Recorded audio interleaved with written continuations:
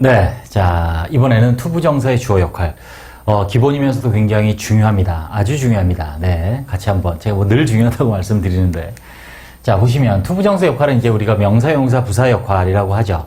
명사용법, 부사용법, 형용사용법, 부사용법 이렇게 되는 거고요. 자, 얘가 바로 이제 명사용법이면 명사구, 형용사적 용법이면 형용사구, 부사적 용법이면 부사구가 되는 거예요. 투부정사 자체가 구예요. 태생이 영어에서 유일하게 원래 구인 거. 자, 우리가 두 개 이상의 단어가 두 개 이상의 단어가 하나의 덩어리로 쓰이고 그 안에 주어 동사 없는 게 구잖아요. 이렇게 덩어리로 쓰이는 게 구잖아요. 그죠? 근데 투는 태생이 이렇게 두 개의 단어가 덩어리로 묶었다고요. 투하고 동사 원형이. 그죠? 그래서 태생이 구라서 명사로 쓰이면 명사구고 형용사로 쓰이면 형용사구고 부사로 쓰이면 부사구 이렇게 되는 거예요. 명사로 쓰이면 당연히 오늘 하는 것처럼 이거죠. 주어로 쓰이는 경우 목적어 보어로 쓰이면 명사용법이고 형용사용법 앞에 있는 명사를 수식하면 형용사적 용법. 기타 목적 이유원인 조건 결과 부대 상황 등으로 자 다른 뭔가를 수식하는 어떤 의미를 추가하는 때 부사용법이 됩니다. 자 오늘 명사용법의 주어로 쓰이는 거 보도록 하겠습니다. 투부정사 주어 역할. 자 투부정사의 명사용법 이상이니 명사적 용법, 명사와 같은 용법. 그죠? 주어로 쓰이는 건 명사니까. 자, 명사적 어구에 속해요. 자, 해석 볼까요? 자, 우리가 뭐뭐 하는 것, 뭐뭐 하기 이렇게 하면 되죠. 명사니까요. 그래서 투부정사 하는 것은 동사하다 이렇게 해석이 되죠. 그래서 자, 여기 우리가 직독직해 할 때 끊어읽기 기준이 되죠. 투부정사가 하나의 덩어리이기 때문에 동사 앞에서 끊어요. 이렇게 보는 것이 믿는 것이다. 우리 보통 백문이 불여일견 이런 말 하죠. To see is to believe. To get up early is good for your health. 일찍 일어나는 것, 이게 주어죠. To know, 아는 것은 원띵 하나요. 가르치는 건 원하다 하면 별개인 뭐 이런 뜻이에요. 자, 아무튼 이렇게 보는 것, 또 일찍 일어나는 것, 아는 것 이렇게 되죠. 뭐뭐 하는 것 이렇게 되고 해석은 바로 뒤에 동사가 온다. 자, 이게 이제 투부정사가 주어로 쓰이는 경우예요. 자, 그리고 참고로 투부정사 이렇게 주어로 쓰이면 단수 취급합니다. 명사구 명사절은 덩어리이기 때문에 100개가 주어로 와도 단수예요. 그래서 전부 다 are가 아니라 is를 쓴 거예요. 네. 그런데 이제 일반적으로 투부정사 이렇게 투부정사구가 길게 오면 자, 이렇게 길게 오면요. 그죠? 얘를 그냥 안 쓰고 가짜주어, 가주어 is를 쓰고요. 이 진주어인 to부터 이 끝까지 이 부분을 진주어로 문장의 뒤쪽으로 보내는 구문이 많죠. 자, 요걸 조심해야 되죠. 그래서 여러분 이제 독해할 때는 이제 투부정사 앞에서 끊고 어디까지? 문장의 끝까지를 하나의 덩어리로 보시면 돼요. 여기도 to keep promise, 약속을 지키는 것은 is important, 중요하다 그랬는데요. 여기도 보시면 it, 가주어 it을 쓰고요. 여기부터 어디까지? 끝까지 진주어 이렇게 보낸 거예요. 이 형식이죠. important가 보호니까. 그래서 it is important 하고 to keep promises 이렇게. 또 to eat too much fast food. 너무 많은 패스트푸드를 먹는 것은 will ruin your health. 너의 건강에 해칠 것이다. 3형식이죠. health가 목적어니까.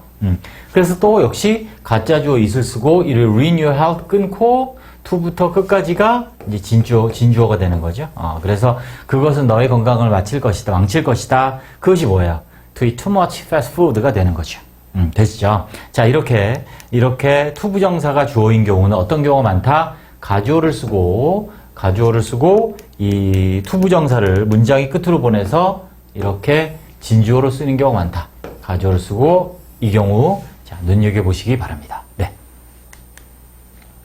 자, 조심하셔야 될 게 뭐냐면, 자, 우리가 이렇게 투부정사를 시작했는데 주어가 아닌 경우가 영어에서 상당히 많습니다. 특히 이 콤마를 눈여겨보시고요. 그래서, 투부정사 앞에 왔는데 주어 동사 와요. 그럼 이때는 부사예요, 부사. 부사고 의미가 목적입니다. 뭐뭐하기 위하여, 99%.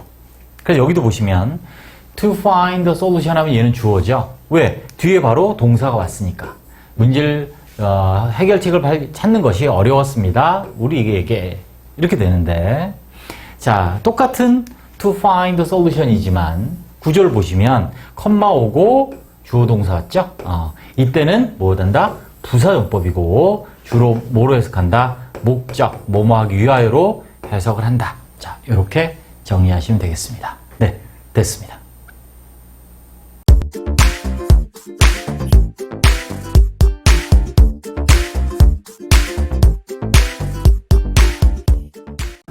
네, 이번에는 투부정사의 가주어 진주어 구문을 같이 배워보도록 하겠습니다.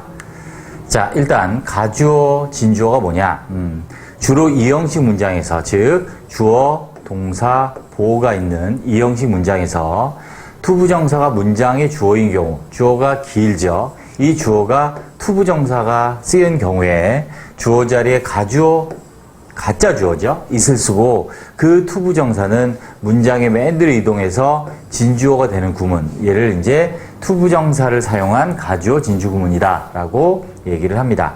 자, 문장 구절 한번 같이 볼까요? 자, 이렇게 투부정사가 주어로 쓰였습니다. 투부정사가 주어로 쓰였고 말씀드린 주로 이형식입니다. 자, 주로 이형식, 즉 보어가 있는 자, 이형식에서 이 주어가 너무 기니까 이형식 구조가 너무 길기 때문에 자, 이 자리에 가짜 주어 있을 쓰고 그 다음에 진짜 주어인 투부정사를 살짝 안 보이네요. 네, 투부정사를 문장의 끝으로 보내서 진주어를 만드는 이 구문입니다.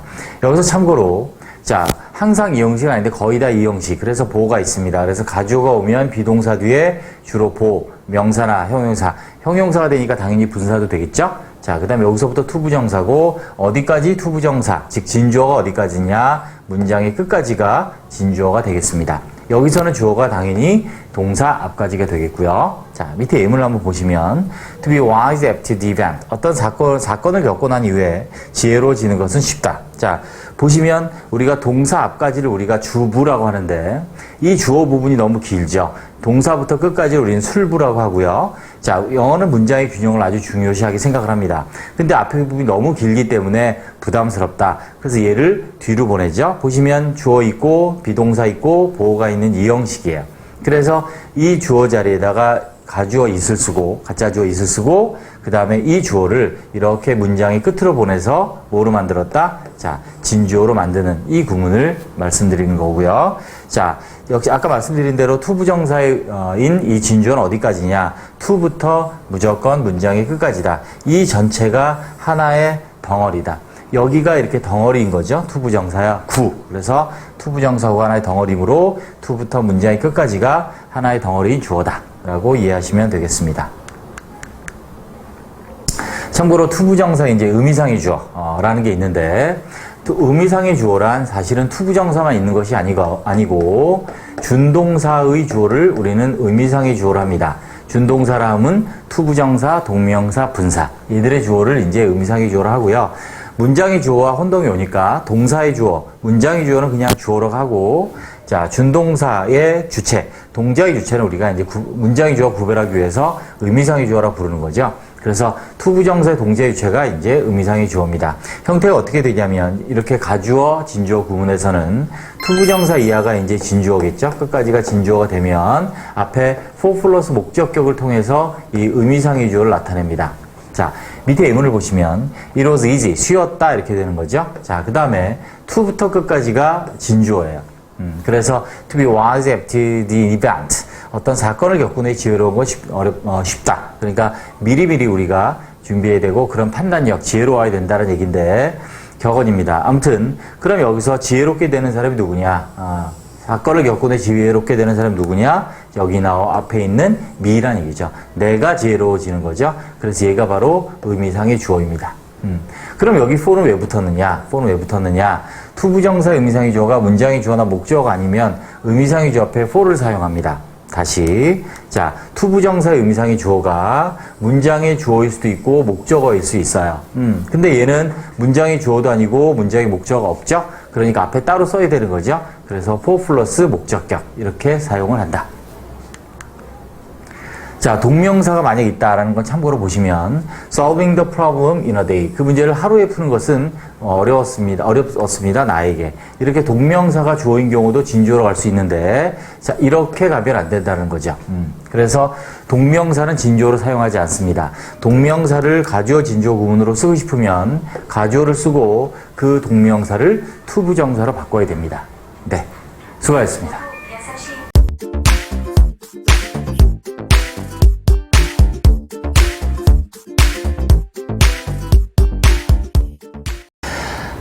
아마도 여러분들이 영어 공부를 하는 데 있어서 가장 중요한 10개 중에 하나를 뽑으라면 이거야. 잘 들으세요.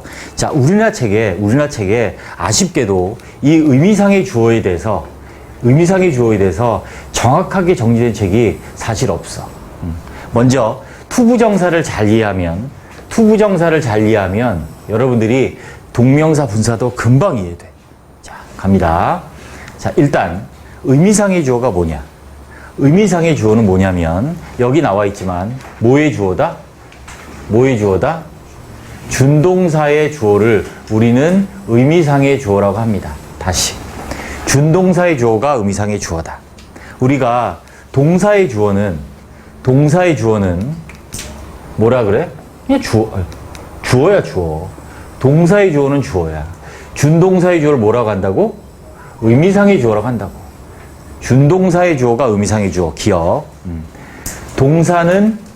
동사의 주어는 주어. 준동사의 주어는 의미상의 주어. 다음. 그런데 투부정사의 의미상의 주어의 특징이 뭐냐면 투부정사의 의미상의 주어를 쓸 때는 자, 어떤데? 자, 보세요. 항상 목적격이야. 여러분이 배우기는 뭐라고 배웠냐면 목적격이라고 배웠을 거라고. 그런데 중요한 단서가 뭐냐면 투부의 의미상의 주어를 바로 앞에 쓰는 경우는 목적격이야. 굉장히 중요한 말이야. 다시. 투부정사의 의미가 그럼 주격일 때도 있나요? 네. 투부정사의 의미상의 주어를 바로 앞에 쓰는 경우가 목적격이야. 자, 무슨 말이냐? 갑니다. 투부정사 앞에 있는 의미상의 주어가 문장의 목적어야. 보세요. She wanted me to build a house. 그럼 여기 써 있는 이 투부정사에 to build a house, 집을 짓는 사람이 누구야? 나지. 그렇지. 나란 말이야. 그래서 이때는 집을 짓는 사람이 나야. 그래서 내가 의미상의 주어가 되는 거야. 그런데 보세요. 투부정사 앞에 있는 의미상의 주어가 문장의 목적어가 아니야. 예를 들어 지금처럼 it was difficult form인데 만약 for가 없으면 me가 올 수 있다 없다? for가 없으면 me가 온다 못 온다? 못 온다. 왜? 위에 보세요. 위에는 wanted가 me를 목적으로 갖지. 그치? 그러니까 얘가 문장의 목적이면서 투부정사 의미상의 주어가 되는 거야.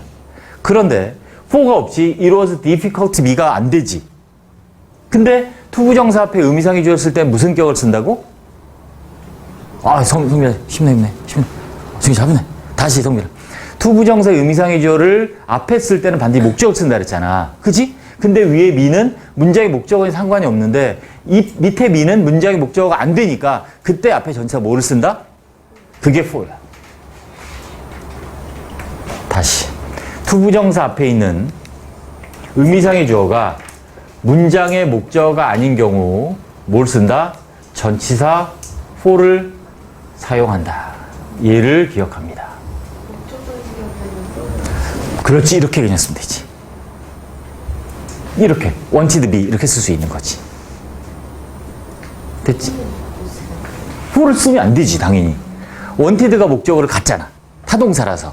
그러니까 for를 안 쓰지. 근데 여기 만약 그게 목적어 뒤에 또 나오는데 문장의 목적어가 아니야. 근데 목적격이 필요해. 그때 뭐를 쓴다고 앞에? for를 쓴다는 얘기야. 중요해. 여러분 이렇게 외웠지. if for to. it 가지어 for 사람 for이야 의미상의 주어 to이야 진주 이렇게 외웠잖아. if for to 구문 그지? 그게 if for to만 그런 게 아니야. 원래 for를 쓰는 거야. 원칙. 됐지? 자, 써있어 설명. 전치사 뒤에는 반드시 목적을 사용하므로 투부정사 앞에 목적격을 두기 위해서 전치사 뭐를 쓴다? 전치사 뭐를 쓴다? for를 쓴다. 됐죠? 정리됐죠? 자, 그런데 보세요. 투부정사 앞에 의미상의 주어가 없어. 없어. 쉽게 말하면 이거 생각하면 돼. 여기에 만약에 여기에 me가 없어. She wanted to build a house야. 그럼 이때는 집을 짓는 사람이 누구야? 그녀가 되는 거야. 이렇게. 그러니까 아까 처음에 얘기한 것처럼 투부정사 의미상의 주어가 무조건 목적격. 그럼 맞다 틀리다? 틀리다. 어떨 때? 바로 앞에 쓸 때만 목적격이다. 승원아 됐지? 오케이. 자, 그게 이거야. 보세요. 투부정사 앞에 의미상의 주어가 없는 경우 1번. 문장이 주어야. 그래서 she wanted to build a house 하면 집을 짓는 사람이 니규 she가 되는 거야. 그녀가 원하는 거지. 됐지?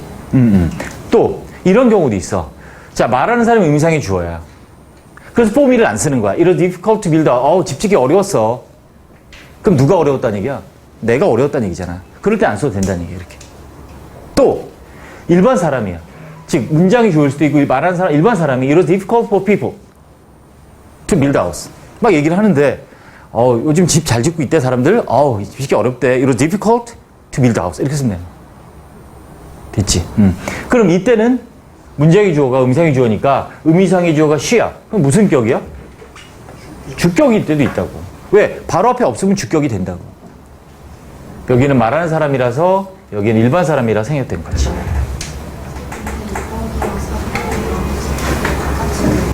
그치? 그건 문맥에 따라 상황에 따라 구분하는 거야 그냥. 만약 여기도 안 쓰고 만약 여기도 없다. 그럼 상황에 따라. 두 가지 경우의 수가 있다는 얘기지. 자, 그래서 우리가 기억해야 될 건 이거야. 자, 뭐냐? 뒤에 이제 따로도 설명해 줄 건데 투부정사의 의미상의 주어를 투부정사 바로 앞에 쓸 때는 무슨 격 형서가? 목적격. 훌륭합니다. 근데 그게 문장의 목적 아니면 승훈아 앞에 뭐를 쓴다? 목적격을 쓰는데 그 의미상의 주어가 문장의 목적 아니면 앞에 뭐를 써줘야 된다? 전치사? for. 그렇지. 이거 그렇지. 만약 앞에 의미상의 주어 아예 없다. 그럼 서연아 뭐가 의미상의 주어다? 문장의 주어. 이게 대원칙이야. 모든 준동사에. 됐죠? 됐죠? 오케이. 됐습니다. 정리.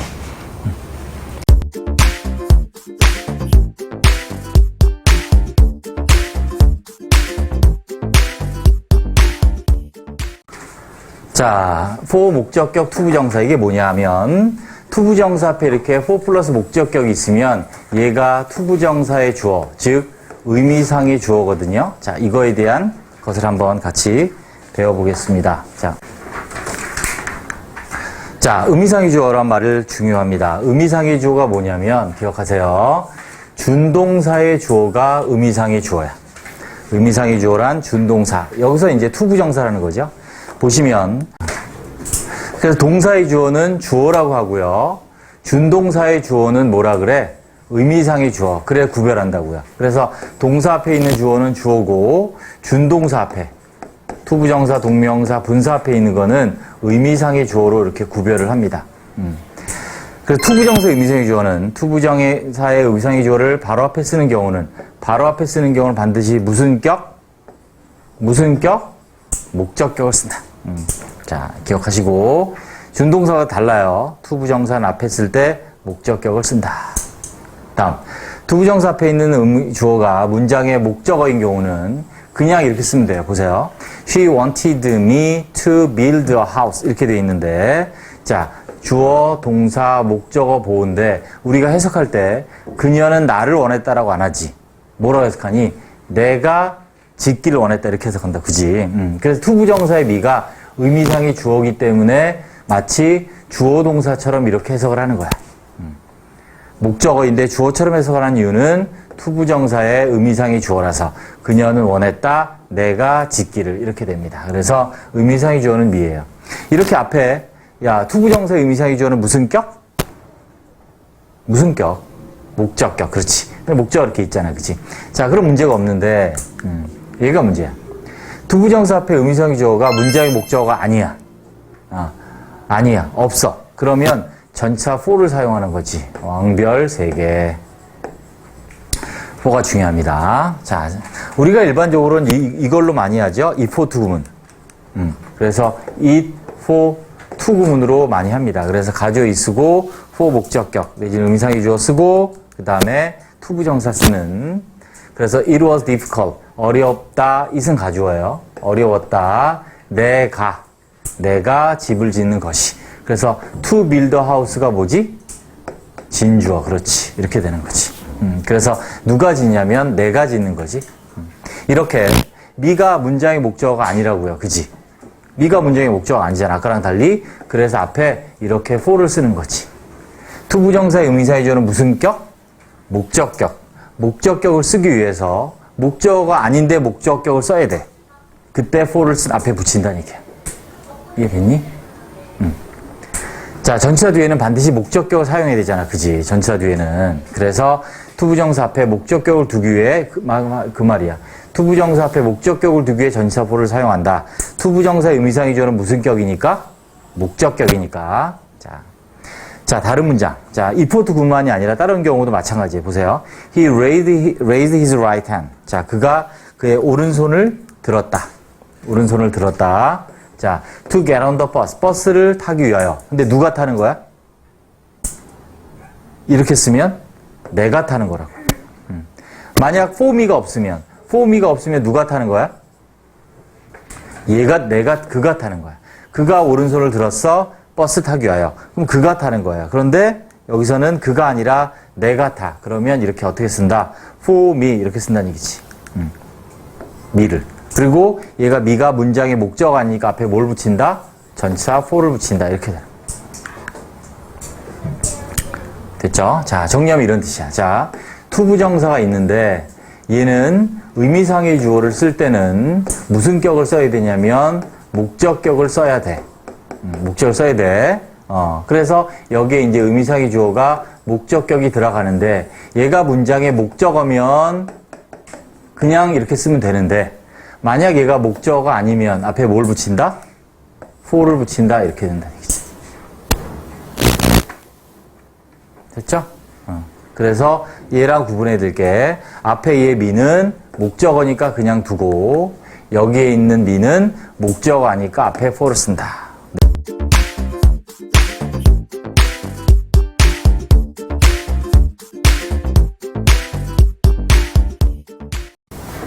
자, of 목적격. 자, 투부정사의 앞에 of 플러스 목적격을 써서 의미상의 주어를 표시하는 경우입니다. 자, 봅시다. 투부정사 앞에 있는 의미상의 주어가 의미상의 주어란 뭐의 주어냐면 준동사의 주어가 의미상의 주어다. 투부정사, 동명사, 분사의 주어를 우리는 의미상의 주어로 하고 자, 투부정사 앞에 있는 의미상의 주어가 문장의 목적어인 경우는 그냥 이렇게 쓰면 돼요. 이렇게 She wanted me to build a house 해서 그녀는 원했다. 나를이 아니라 내가 짓는 것을 원했다. 주어 동사의 관계고 그래서 to build a house 집을 짓는 사람이 누구라고? 여기서는 나저다. 문장 앞에 있는 목적어가 의미상의 주어가 돼요. 투부정사의 의미상의 주어는 무슨 격이지?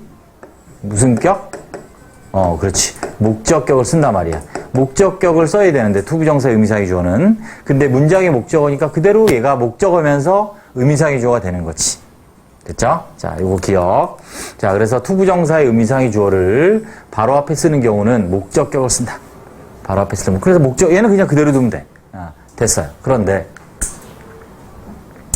만약 문장의 목적어가 아니야. 문장의 목적어가 아니면 앞에 for를 쓰죠.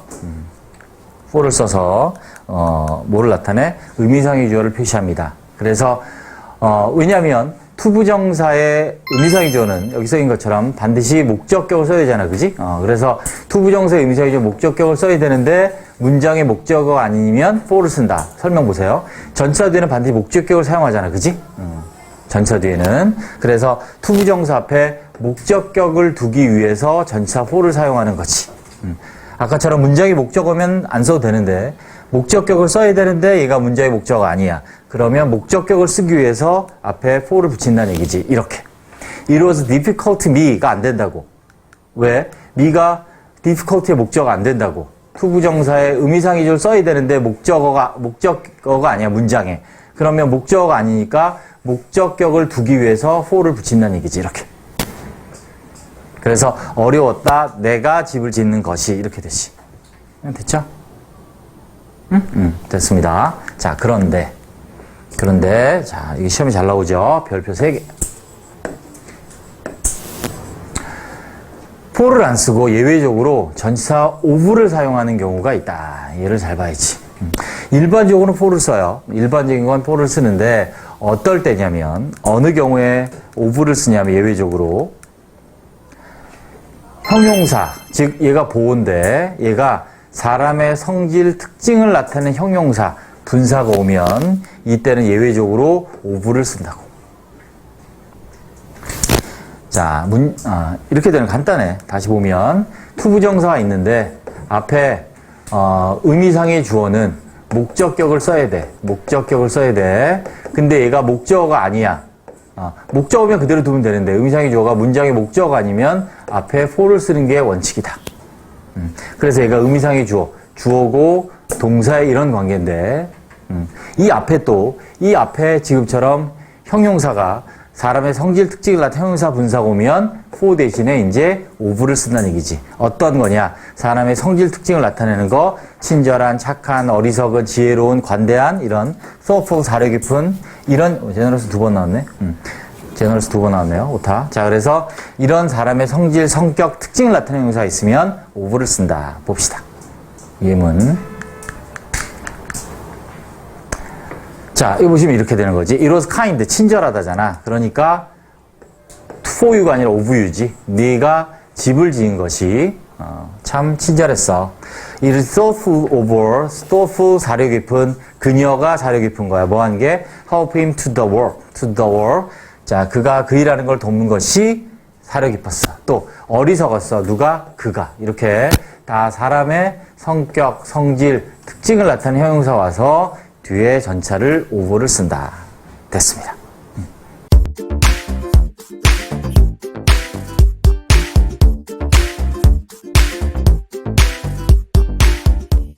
자, 봅시다. 가정법. 자, 정말 중요하죠? 가정법 봅시다. 일단 조건의 직설법과 비교를 해봅니다. 조건, 뭐뭐라면 의미는 가정법이나 조건일 때 똑같이 뭐뭐라면, 뭐뭐 한다면 근데 얘는 직설법이야. 그래서 실현 가능성이 있는 미래일을 가정할 때 직설법이지. 조심해야 될 건 시제. 시제. 미래일이지만 현재시를 쓴다. 시간 조건의 부사절에서 미래시제 대신 현재시제를 사용하지. 얘가 부사절이야. 왜? 얘가 뒤에 있는 동사를 수식하는 부사절이야. 그래서 주절, 이쪽이 접속사 목적이 주절이죠. 주절은 원래대로 쓰는데 미래시제를 자, if절에서는 미래 대신 현재시를 쓴다. 그래서 if I will meet Susie again, 수지를 다시 만난다면 미래에 I'll be happy, 행복할 텐데 행복할 것이다. 만난다면 행복할 것이다. 직설법이에요. 직설법인 걸 아는 건 얘를 보고 아는 거야. 직설법인 걸 아는 건. 그래서 얘는 틀렸죠. 왜? 미래 대신 뭘 쓴다? 현재를 써야 되니까. if절 아니고 주절에 will be, 미래는 미래 그대로 쓰는 거예요. 그래서 if절에 미래 대신 현재를 쓴다. 자, 이게 이제 직설법이에요. 그런데 가정법은 뭐냐면 조건인데 가정법의 핵심 뭐냐면 왕별 3개 합니다. 자, 이건 다 알죠? 사실과 반대로 가정하는 거야. 왜? 강조하려고. 그 다음에 얘가 이제 핵심이야. 수능에 한 번 나왔었는데 얘가 답이야. 우쿠시마라고 하는 우드쿠드 슈드마이트가 반드시 있어야 돼. 이 조동사가. 다른 조동사 슈드 대신 ought 쓸 수도 있고요. 니드랑 같은 조동사 쓰기도 해요.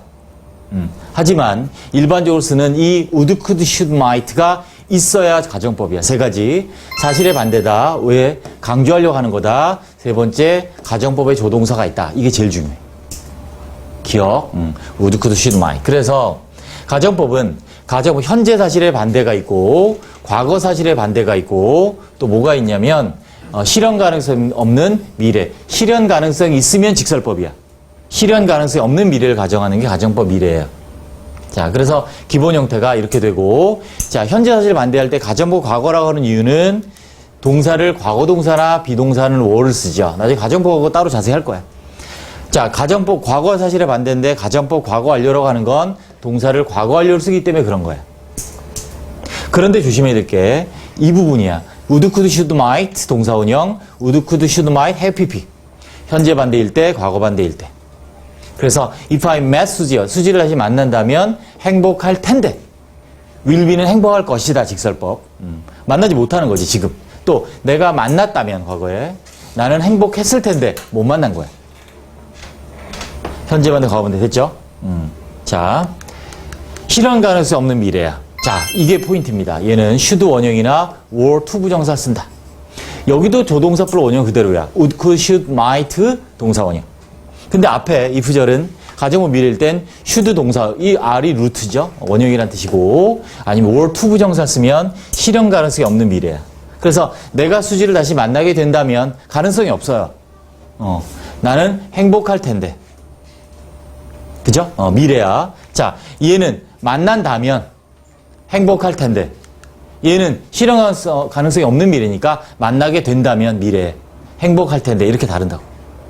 그래서 문법책에 보면 or to를 쓰면 뭐 실현 가능성이 전혀 없는 경우, should를 쓰면 뭐 실현 가능성이 매우 낮은 경우 이렇게 돼 있는데 그건 중요하지 않아. 그런 건 시험에 안 나와. 실현 가능성이 제로냐, 희박하냐 이런 구분 안 해도 되고, 아무튼 실현 가능성이 다 없다라고 생각을 하면 돼. 이건 또 나중에 5분구에서 가정법 미래 따로 또 자세히 하겠습니다. 자, 기억합니다. 많은 문법책에서, 많은 설명에서 이 가정법 현재라는 말이 굉장히 많이 나오는데 아니야. 그런 거 없어요. 조건을 의미하는 직설법 미래야. 조건의 부사절. 아까 했던 맨 앞에 했던 거 이거. 주어, 그 다음에 현재 시제 동사. 이건 직설법이라고. 주어 다음에 will, 동사 원형. 이건 직설법이야. 가정법 현재라는 거 없어. 즉, 왜 그러냐. 가정법이라는 것은 일어난 거 혹은 일어나고 있는 사실. 그지? 아니면 실현 가능성이 없는 사실. 이거를 반대로 얘기하는 게 가정법이야. 근데 일어날 수도 있는 걸 얘기하는 건 가정법이 아니라 그냥 조건의 부사절이란 얘기야. 이해됐죠? 그래서 일어난, 지금 현재 반대, 일어나고 있는 현재 반대, 아니면 이제 일어난, 과거 반대, 일어나고 있는 현재 반대, 앞으로 실현 가능성이 없는 사실, 미래 반대, 이때만 가정법이 있는 거야. 그래서 가정법 과거 완료, 가정법 과거, 가정법 미래가 있지, 현재는 없다. 이렇게 정리하면 됩니다. 됐습니다.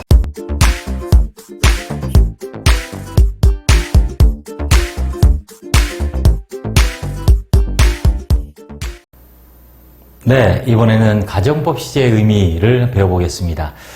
이것도 5분 구위의 좀 스페셜 레슨 중에 하나가 되겠습니다. 일반적인 책에 많이 없는 부분이라 이해를 하셔야 돼요. 영어도 언어예요. 그렇기 때문에 그 언어, 영어라는 언어의 어떤 규칙, 이 어떤 의미를 갖는지 이해를 먼저 하시려고 하는 게 굉장히 중요합니다. 무조건 막 기계적으로 외우면 다 까먹습니다. 저도 IQ가 170도 안 되기 때문에 네, 맨날 까먹어요. 네, 같이 보겠습니다. 자, 일단 가정법 그러면 직설법의 반대로 표현해서 아쉬움을 강조한다라는 건 들어보셨어요. 그죠? 그게 가정법이에요. 사실의 반대를 가정하는 거니까. 그래서 가정법 시제 그럼 보통 이렇게 얘기하죠. 보통이에요. 보통 가정법 과거 그러면 현재 사실의 반대. 가정법 과거 완료 그러면 과거 사실의 반대 이렇게 얘기한단 말이죠. 근데 사실은 이 가정법 시제에서 현재 사실, 과거 사실이 정확한 표현이 아니에요. 일단 기본형은 이렇죠. 현재 사실의 반대일 땐 과거 또 조동사 플러스 원형을 쓰고, 과거 사실의 반대는 had people 쓰고 if 절에는 조동사 have people 쓰는 게 이제 가정법 과거 완료라고 합니다. 그래서 가정법 과거라는 것이 현재 사실의 반대가 아니고 가정법 과거 완료가 과거 사실의 반대가 아니다. 자, 어떤 건지 한번 보겠습니다. 자, 가정법에서 현재와 과거의 의미가 뭐냐면 우리가 일반적으로 말을 할 때 현재다 과거다 하는 말이에요. 그게 무슨 말이냐면 보세요. 자, 말하고 있는 시간을 기준으로 자, 말하고 있는 시간과 동일한 시간의 사실이면 우리가 보통 현재 사실의 반대라고 하는 거예요. 이게 포인트예요. 말하고 있는 시간과 동일한 시간의 사실. 같은 시제라는 얘기예요. 그리고 말하고 있는 시간보다 이전 시의 사실. 그걸 우리 보통 과거의 사실의 반대라고 얘기를 하는데 이렇게 구분돼요. 그래서 말하고 있는 것과 같은 동일한 시간의 사실의 반대면 가정법 과거고, 원래가 말하고 있는 시간보다 이전 사실의 반대면 가정법 과거 완료인 거예요. 무조건 현재 반대, 과거 반대가 아니라, 이해되시나요? 네. 무조건 현재 반대, 과거 반대가 아니라 말하는 시간과 동일한 시간의 사실의 반대는 가정법 과거. 말하는 시간보다 이전 사실의 반대면 가정법 과거 완료. 이렇게 되는 거야. 그래서 우리가 직접화법을 간접화법으로 바꿀 때 이게 굉장히 중요한데, 우리 가정법 동사 시제가 변하지 않아요. 우리가 뒤에 나오겠지만 직접화법, 간접화법 바꾸면 시제에 따라서, 주절의 동사 시제에 따라서 일반적으로 종속절의 시제를 바꾸는데, 가정법이 있으면 시제를 바꾸지 않거든요. 자, 다 정리해 보겠습니다. 자, 보세요. 외우지 마시고 이해하세요. 잘 보세요. 가정부 과거는 현재 반대가 아니라 뭐라고요? 이걸 기억하시라고요. 말하고 있는 시간의 사실, 말하고 있는 시간의 사실의 반대다. 즉, 말하는 시간이 현재예요. 보시면 He says to me, if I were a bird, I could fly to you 이렇게 썼는데 얘를 직접하고 간접하고 바꿔도 그대로 써요. were a bird, could fly to you 그대로 쓴다고요. 자, 그대로 쓰는 이유가 뭐다? 자, 앞에 있는 tells와 같은 시의 반대이기 때문에 그래요. tells와 같은 시의 반대. 그래서 직설법을 바꾸면 이렇게 현재로 바뀌어요. 자, 그런데 밑에 보세요. 말한 시간이 과거예요. said to me예요. 그래서 가정법을 썼어요. were, could fly. 그러면 얘가 원래 다른 가정법이 아니라면 과거 동사이기 때문에 앞에가 told가 과거이기 때문에 were가 아니라 had pp로 바뀌는데 이 가정법이 있을 때는 간접법으로 바뀌어도 그대로 쓴다고요. 그대로 쓴다고. 요걸 기억해 두시고 보세요. 과거죠. 과거 사실의 반대. 같은 시의 반대라서 was not이고 could not fly예요. 어렵습니다. 처음 들어보시는 걸 거예요. 네, 어려워요. 근데 이해하려고 노력을 하시고 이 강의를 2번, 3번 반복해서 이해하시면 너무 좋겠어요. 그래서 과거, 같은 시의 반대라는 얘기죠. 이렇게. 같은 시의 반대는 직설법으로 바꾸면 얘는 현재, 얘는 과거가 되는 거예요. 무조건 현재 사실의 반대가 아니라 앞에 있는 동사와 같은 시의 반대라는 거죠. 뭐가? 가정법 과거가. 네. 똑같아요. 자, 말한 시간 현재예요. 근데 여기 가정법 과거를 썼죠? 그래서 현재잖아요, 다. 그래서 직설법으로 간접법으로 바꿔도 간접법으로 바꿔도 그대로 가는데 보세요. 이전 시의 반대니까 was not, could not fly가 되는 거예요. 가정법 과거는 과거 사실의 반대가 아니라 뭐라고요? 말하고 있는 시간보다 이전 사실의 반대라고요. 자, 여기 볼까요? 과거예요. said to me, told예요. 자, had pp 썼어요. 그러니까 얘를 간접법으로 바꿔도 그대로 가고, 자, 직설법으로 바꾸면 어떻게 되냐면, 이전 시의 반대가 되는 거예요. 얘가 과거니까 had not been, could not have flown. 이런 식으로 된다는 거죠. 네. 이해되셨나요? 그래서, 그래서 과거이기 때문에 이전 사실의 반대를 나타낸다. 그래서 정리하면 간단히 이렇게 이해하시면 돼요. 가정법 과거는 현재 사실의 반대가 아니라 문장의 동사와 같은 시의 반대. 가정법 과거 관련은 문장의 동사보다 이전 시의 반대. 이렇게 이해하시면 됩니다. 네, 수고하셨습니다.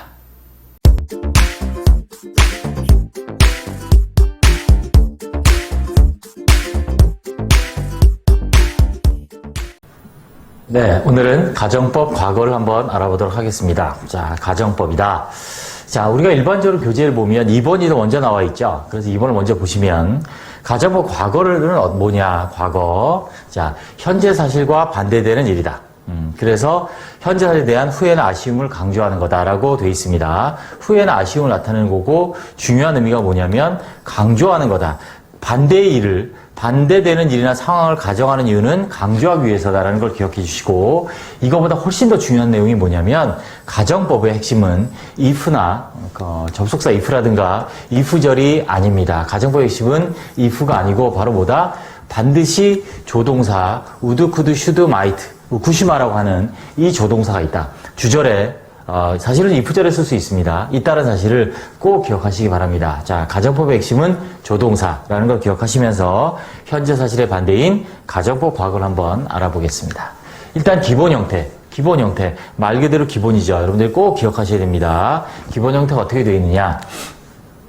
자, if절에는 자, 과거 동사를 쓸 수 있습니다. 동사의 과거형. 그리고 비동사는 항상 were를 씁니다. 그리고 자, 주절에 쓰이는 조동사와 플러스 동사 원형도 잘 쓸 수 있는데 탭서 같은 시험에 나오지만 일반적 시험에 잘 나오진 않죠. 하지만 알아두시고 포인트는 이겁니다. 뭐가 포인트냐면 자, 조동사. 아까 말씀드린 would, could, should, might 플러스 자, 동사 원형이 쓰이는 것이 바로 가정법 과거다. 앞에 있는 if도 마찬가지고 이 if절이 없을 때도 있습니다. 해석은 뭐뭐라면, 뭐뭐 한다면, 뭐뭐 할 텐데, 뭐뭐일 텐데 라고 해석을 합니다. 자, 그래서 가정법에서는 이 조동사를 꼭 기억해 주시고 가정법 과거니까 현재의 반대니까 자, 이전 시를 써서 과거 동사, 비동사는 항상 were, was 안 됩니다. is 당연히 안 되고요. 그 다음에 주절에는 조동사 would, could, should, might에 플러스 동사 원형을 쓴다. 다음 예문을 한번 확인해 보겠습니다. 자, 위에 거 직설법, 아래는 가정법입니다. 그래서 그 as he helps me, 그가 나를 돕기 때문에 I can make a success, 나는 성공할 수 있다. 인데 가정법, 그가 나를 돕지 않는다면 나는 성공할 수 없을 텐데 라고 쓰는 게 가정법. 또 직설법으로 쓰면 she doesn't study harder. 그녀가 더 열심히 공부하지 않기 때문에 그녀는 pass the test. 시험에 통과할 수 없다. 근데 강조해서 자, 어떻게 쓴다? 그녀가 더 열심히 공부한다면 현재 반대 합격할 수 있을 텐데 라고 쓴다. 또 as it 오타가 있네요. 죄송합니다. as it is not fine. 자, 날씨겠죠? 비인칭이십니다. 자, 날씨가 좋지 않기 때문에 we don't go on a picnic. 우리는 소풍을 가지 않아. 근데 아쉬움을 강조했습니다. 그래서 뭐라고? 날씨가 좋다면 비동사는 항상 가정법 과거 현재 사실의 반대일 땐 were를 쓴다. We would go. 우리는 소풍을 갈 텐데 라고 해석을 합니다. 그래서 위에는 직설법이고 가정법을 전부 쓸 때는 어떻게 쓰냐면 밑에 보다시피 전부 다 가정법일 때는 동사의 원래 현재 시제보다 이전 시제 과거 동사 그리고 비동사 were를 쓰고 주절에는 조동사 플러스 원형을 쓰는데 그 조동사의 종류는 뭐다? 우쿠시마, would, could, should, might. 여기서는 could와 would가 쓰였는데 조동사 네 가지를 꼭 기억하시기 바라고 가정부 과거는 현재 사실의 반대이다 라는 사실 그리고 가정법이기 때문에 항상 가정법은 주절에 조동사가 있다 라고 기억해 주시면 되겠습니다.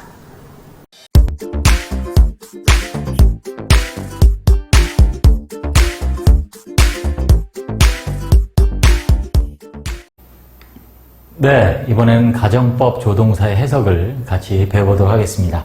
우리가 영어에서 조동사의 역할은 아주 중요합니다. 동사를 돕는다 해서 조동사이지만 실질적으로 시제를 바꾸고 태를 바꾸고 정확한 의미를 전달하는 데 있어서 중요한 역할을 하고요. 특히 가정법의 핵심은 조동사입니다. 자, if가 없을 수도 있고요. if 절이 없을 수도 있어요. 하지만 가정법에는 다음과 같은 조동사가 반드시 있어야 합니다. 그게 바로 뭐냐면 우리가 보통 얘기하는 우쿠슈마죠. would, could, should, might 이의 네 가지입니다. 이 가정법의 조동사는 필수입니다. 주절에 쓰이고요. if절에 쓸 수도 있을 정도로 중요한 조동사입니다. 각 조동사의 의미를 한번 오늘 정리해 보도록 하겠습니다. 자, 먼저 가정부 과거, 현재 사실의 반대. 저는 이제 가정부 과거라는 말보다는 현재 사실의 반대, 과거 사실의 반대 이렇게 제가 기억을 하라고 얘기를 많이 하죠. 자, 지금 보시면 일반적으로는 이렇게 써요. 자, if절에는 과거 동사나 were를 쓰고요. 비동사는 주절에는 조동사 동사 원형을 씁니다. 그리고 예외적으로 탭스 같은 시험에 보면 if절에 이렇게 조동사 동사 원형을 쓰기도 해요. 이것도 가능합니다. 또한 가끔 물어보는데 if절에 선생님 were 말고 was 쓴 것도 있는데요. 자, 우리는 수업 영어를 하고 있고요. 원칙을 배우는 거예요. 자꾸 원어민들이 마음대로 막 쓴 그런 것들을 보고 여기 썼는데요 라고 질문하지 마시고 원칙을 정확히 아시고 원칙대로 공부를 하시면 돼요. 자, 그래서 아무튼 참고로 if절에 조동사 동사 원형이 나올 수도 있다라는 거 참고 알아두시고 자, 이렇게 여기 조동사가 이렇게 쓰인다는 거죠. 자, 이렇게 if절에 조동사 플러스 동사 원형을 쓸 수 있을 정도로 조동사는 중요합니다. 또 이쪽 주절에 과거 동사나 were를 쓰는 건 안 돼요. 반드시 조동사가 있어야 돼요. 가정법엔. 그래서 가정법은 이쪽이 중요합니다. if절은 생략할 수 있거든요. 그래서 어떻게 되냐 의미가 would, might는 그냥 의도 뭐뭐일 텐데 뭐뭐 할 텐데 could는 이제 가능의 의미가 있죠. 그죠? could 뭐뭐 할 수 있는데 should, ought는 의무죠. 뭐뭐 해야만 하는데 뭐뭐 이어만 하는데 자, 이런 의미가 있고요. 그래서 직설법으로 하면 당연히 반대죠. 안 한다, 아니다 이런 의미가 되겠습니다. 자, 과거 사실의 반대인 가정법 과거 완료. 왜 가정법 과거 완료라 그래요? if절에 had pp 원래 의미보다 이전 시제를 쓰기 때문에 우리가 가정법 과거 완료 had pp를 써서 그렇게 얘기하는 거고요. 여기도 보시다시피 이렇게 주절에 조동사의 pp를 써서 과거 사실의 반대를 나타냅니다. 또 역시 얘도 if절에 이렇게 조동사의 pp를 쓴 시험 문제가 탭스 같은 경우는 나오기도 한다. 쓸 수 있다. 자, 똑같습니다. 시제만 다른 거죠. 앞에는 현재 사실의 반대였다면 얘는 이전 사실의 반대. 정확히 말하면 과거 사실이 아니라 사실은 이전 사실이에요. 자, 이건 따로 가정법 파트에서 또 한번 제가 말씀드릴 거고요. 아무튼 일반적으로는 이제 과거 사실의 반대라고 하니까 그래서 would might는 의도고 자, 여기 보면 could 가능 뭐뭐 할 수 있었는데 뭐뭐이었을 수 있었는데 그리고 우리가 시험에 많이 나오는 이 의무 should have pp죠 바로. should have pp, 아니면 ought have pp에서 뭐뭐 했어야만 했는데, 이었어야만 했는데, 안 한 거, 그런 거죠. 직설법은 이제 과거의 반대인 가정법과 달리 사실 그대로 안 했다, 아니었다. 이렇게 해석이 되겠습니다. 자, 예문으로 한번, 마지막 한번 체크를 해볼게요. if I knew her address. 그녀의 주소를 안다면 쓸 텐데, 그냥 이렇게 하는 거죠. 의도예요, 의도. a letter to her, 그녀에게. If I known her, 그녀의 주소 알았더라면 나는 썼을 텐데 의도고요. 자, could 쓴 거 볼까요? 가능이에요. If we studied hard, 더 열심히 공부한다면, 한다면 합격할 수 있을 텐데 가능.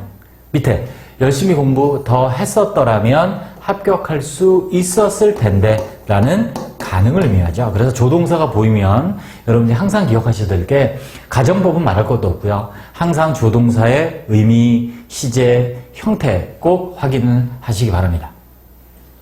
자, 그 다음 시험에 많이 나오는 이제 의무죠. should. must와 비교해서 시험에 많이 나오죠. 그래서 must는 가정법을 못 쓰여요. 그래서 if she heard the news, 소식을 듣는다면 그녀가 가야만 할 텐데, 현재 반대. If she had heard the news, 뉴스를 들었더라면 가야만 했었을 텐데, should have pp, 뭐뭐 했어야만 했는데 이런 의미겠죠. must have pp는 과거 사실에 대한 강한 추측이죠. 그래서 이렇게 조동사들의 의미를 정리해서 공부해 봤습니다. 네, 수고하셨습니다.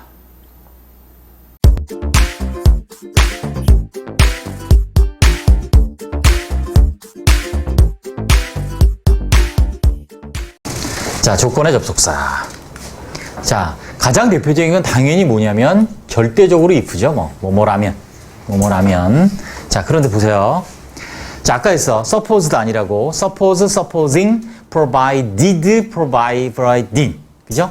supposed 아니에요. suppose, supposing, provided, providing 이렇게 하면 돼요. 자, 그런데 얘는 조심해야 될 게 suppose, supposing은 직설법, 가정법이 다 돼. if랑 같이.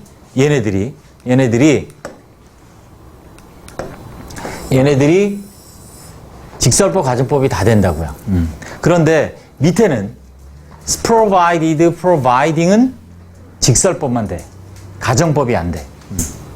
조심해야 돼요. 자, 다음 unless 많이 나오죠. unless 뭐뭐 하지 않는다면 if not이라 그랬어요. 뭐뭐 하지 않는다면 if not. 자, 여기 써 있다시피 직설법만 써요.